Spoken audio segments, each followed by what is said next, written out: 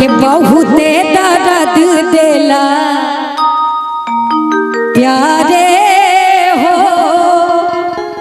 आप ही के लिए है कि इश्क किए बदनाम हो गए, इश्क किए बदनाम हो गए और चर्चे हमारे शरेआम हो गए। इश्क किए बहुत ही बुरी तरीके से बदनाम हो गए और चर्चे हमारे शरेआम हो गए। और उस कम वक्त ने उस वक्त ये दिल तोड़ा जब हम उसके प्यार के गुलाम हो गए। हाँ, इसीलिए ये दर्द हम आप लोगों के सामने बयां कर रहे हैं। बड़ा ट्रेंडिंग चल रहा है ये गाना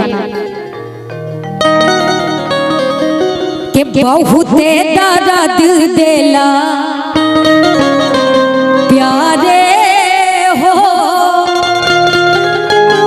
दिलवा टूटले पजननी के टूटले पजननी, दिलवा टूटले पजननी। सही बात है ना कि टूटले पजननी, दिलवा टूटले पजननी।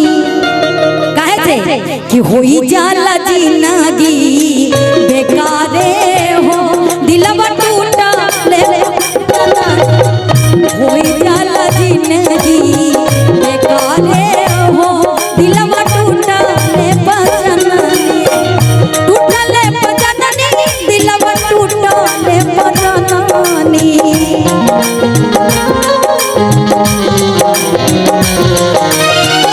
टूटले पजननी, दिलवा टूटले पजननी।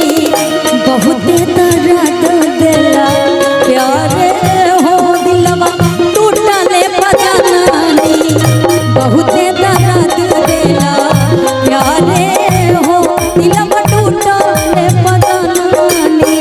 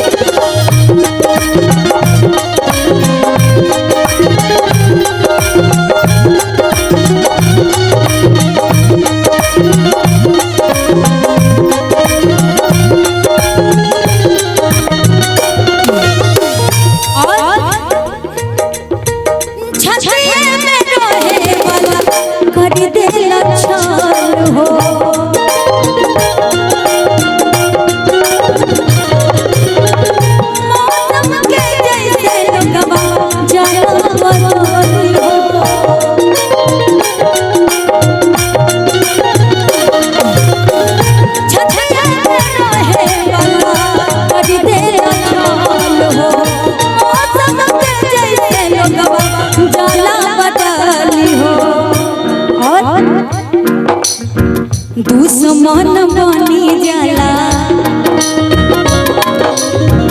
दुश्मन बनी जाला यारे हो, दिलवा टूटले पजननी। दुश्मन बनी जाला यारे हो, दिलवा टूटले पजननी।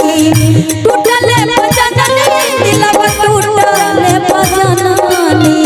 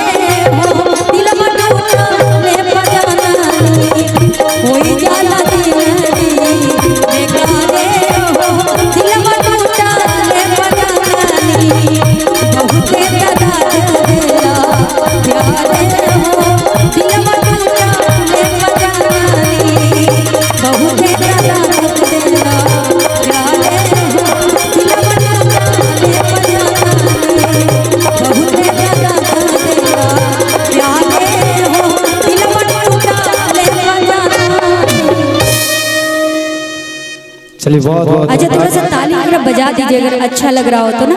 बाकी